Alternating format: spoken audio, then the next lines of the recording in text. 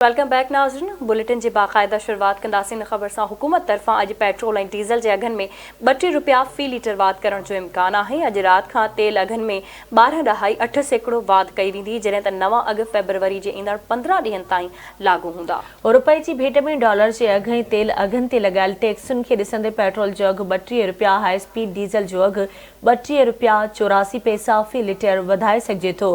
अहिड़ी रीति गासलेट के अघ में 28 रुपया ऐं लाइट डीज़ल 9 रुपया 90 पैसा फी लीटर महांगो करे सघिजे थो।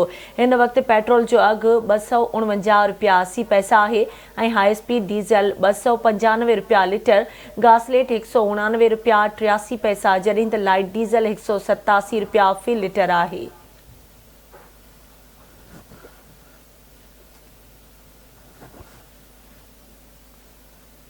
लाड़कानी वेझो रोड हादसे में पीरसन फौत ऐं हिकु ॼणो ज़ख़्मी थी पियो। कंबर शहर भरिसां तेज़ रफ़्तार कार और मोटरसाइकिल में टक्कर थी पियो, जंहिं जे नतीजे में ॻोठ लश्कर खान चांडियो वासी 75 सालनि जो पीरसन माशूक अली चांडियो ऐं ग़ैबी देरो वासी अब्दुल वहीद बुरुड़ो सख़्त ज़ख़्मी थी पिया। ज़ख़्मी थियनि खे कार ड्राइवर गणती जोगी हालत में खणाए चांडका अस्पताल के हादसनि वारे शोबे में दाख़िल कराए फरार थी विया, जिथे इलाज दौरान पीरसन माशूक अली चांडियो फौत थी वियो ऐं ज़ख़्मी खे तिब्बी इमदाद ॾिनी वई। उन मौके ते फौती जे वारसनि ॿुधायो त असांजो पीरसन अब्दुल वहीद बुरुड़ो गॾिजी मोटरसाइकिल ते वञी रहियो हो त रस्ते में तेज़ रफ़्तार कार जे टक्कर में फौत थी वियो आहे, जॾहिं त अब्दुल वहीद बुरुड़ो ज़ख़्मी थियो आहे।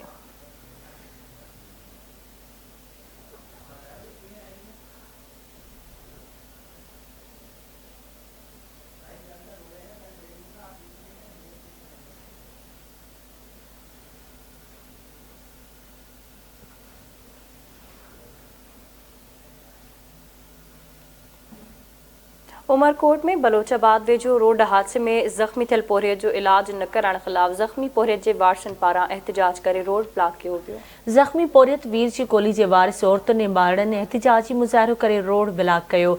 उन मौके ते पोरियत मीडिया ॾाढो ॿुधाईंदे चयो त गुज़िरियल 11 ॾींहंनि खां घर में खट ते पयल आहियां, किरंगे जी हॾी भॼी पई आहे, पैसा न हुअण करे इलाज कराए न आहियां सघियो, तबियत वधीक ख़राब थियण लॻी आहे। उन चयो त वधंदड़ महांगाई सबबि बचा बुखूं काटण ते मजबूर आहिनि। एसी कोच अमले इलाज कराइण जो आसरो ॾेई हाणे इलाज कराइण बदिरां धमकियूं ॾेई रहिया आहिनि। एहतजाज कंदड़नि आला अख़्तियारनि खां पोरियत जो इलाज कराइण जी घुर कई आहे।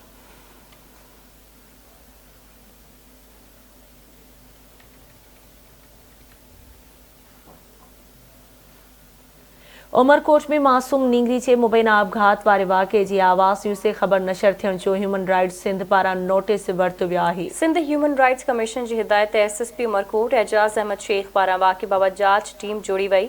जांच टीम में DSP Samaro Mumtaz Ali Bhugti, CIA incharge Umarkot Syed Altaf Shah, SHO Samaro और एसएचओ बोदर फार्म शामिल आहिनि। जांच टीम डीएसपी समारो ममताज़ अली भुगटी की अॻवाणीअ में नींगरी के ॻोठ पहुती। 3 ॾींहं अॻु बोदर फार्म थाणे जे हद तारूपली पुलिस चेक पोस्ट लग 9 साला मासूम नींगरी डेल की धी ओकू कोली घर के छित मां फाहो खादल लाश हथायो हो।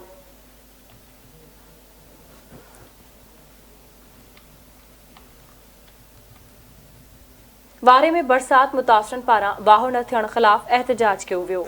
वारे तालके जे बेघर बोन मुतासरन के घर स्कीम न मिलण ख़िलाफ़ जयकाल कल्होड़ो, अरबाब लोहर, इमदाद चांडियो ऐं ॿियनि जी अॻवाणी में एहतजाज कयो।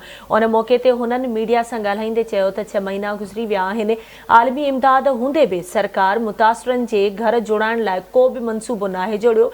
उन्हनि चयो त कंबर ज़िले जे वारे तालके जे बोर्ड मुतासरन खे तामीराती स्कीम जे पहिरें मरहले में नज़रअंदाज कयो वियो आहे। हुननि सूबाई ऐं वफ़ाक़ी सरकार खां तुर्त घर तामीर कराइण जे प्रोग्राम की घुर कई आहे।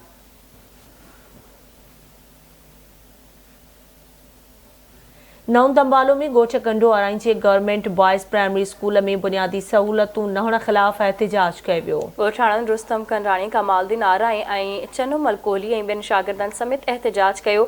उन मौके ते हुननि मीडिया आॾां ॿुधायो त स्कूल जी इमारत ज़बून हाल बणिजी वई आहे, कंहिं बि वक़्तु को जानी नुक़सान थी सघे थो। हुननि तालीम वारे सूबाई वज़ीर ऐं ॿियनि अख़्तियारनि खे स्कूल जी इमारत जी मरम्मत कराइण जी अपील कई आहे।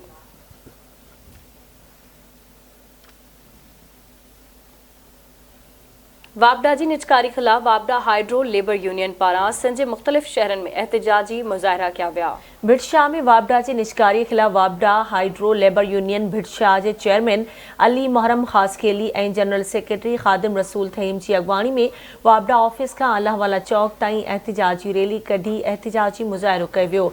दादू में वापडा जी निजकारी खिलाफ वॾे अंग में मुलाज़िम रोडनि ते निकिरी आया। मुज़ाहिरीन मोहम्मद वरियल मीरानी, इल्ताफ़ हुसैन पलह, अब्दुल हमीद जमाली, आफ्ताब पहवर, इमामदीन मल्ला ऐं ॿियनि हथनि में बैनर ऐं प्ले कार्ड खणी वापडा ऑफिस खां मार्च करे प्रेस क्लब आॾो धरणो हयो। कंदकोट में वापडा हाइड्रो इलेक्ट्रिक वर्कर्स यूनियन तरफ़ां वापडा जे इम्कानी निजकारी खिलाफ ऑफिसुनि जी तालाबंदी करे कम छॾ हड़ताल कई वई। वापडा ऑफिस आॾो बाबू यूनिस मलिक, फ़कीर सिकंदर बाजकानी ऐं ॿियनि जी अॻवाणी में एहतिजाजी मुज़ाहिरो करे धरणो हणी निजकारी खिलाफ सख़्त नारेबाज़ी कई वई। खैरपुर में वापडा सेपको जे निजकारीअ खिलाफ मुलाज़िमनि वापडा ऑफिस खां प्रेस क्लब ताईं एहतिजाजी रैली कढी मुज़ाहिरो कयो। एहतिजाजी मुज़ाहिरे जी अॻवाणी डिवीज़नल चेयरमैन लाला नज़ाकत पठान, फ़ैरोज़ अबड़ो, मुश्तबा शेख ऐं ॿियनि कई। मेहर में वापडा जी निजकारी ऐं वापडा मुलाज़िमनि पारां मुतालबनि जी मनता लाइ वापडा हाइड्रो इलेक्ट्रिक लेबर यूनियन जे मरकज़ी सर ते सेपको डिवीज़न जे चेयरमैन हाजी हुसैन जतोई, फ़हीम असलम शेख, अयाज़ अली आगरो ऐं ॿियनि जी अॻवाणी में कम छॾ हड़ताल करे सेपको ऑफिसुनि जी तालाबंदी कई वई। एहतिजाज कंदड़नि आला अदलिया खां मुतालबो कयो त वापडा सेपको जी निजकारी वारे अमल जो फौरी तौर ते नोटिस वठी वफ़ाक़ी हुकूमत खे पाबंद बणाए त हू वापडा सेपको जी निजकारी करण वारो फ़ैसिलो वापसि वठी मुलाज़िमनि पखेड़ियल बेचैनी ख़त्म कई वञे।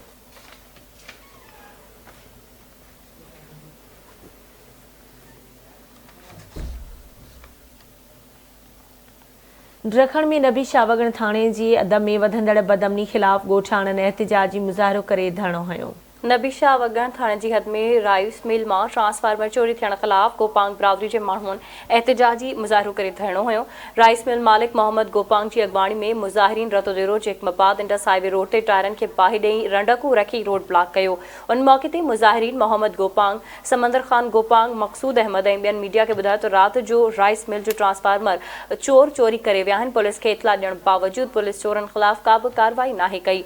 उन्हनि चयो त नबी शाहवगण थाणे जी हद में चोरियूं, फुरूं ऐं धाड़ा रोज़ानो जो मामूल बणियल आहिनि। बदअमनी चोट चढ़ी वई आहे। इंतज़ामिया बदअमनी ते ज़ाब्तो नाहे आणे सघी। मुज़ाहिरो कंदड़नि एसएसपी शिकारपुर खां मुतालबो कयो आहे त नोटिस वठी चोरी थियल सामान वापसि कराए चोरनि खिलाफ कार्रवाई कई वञे।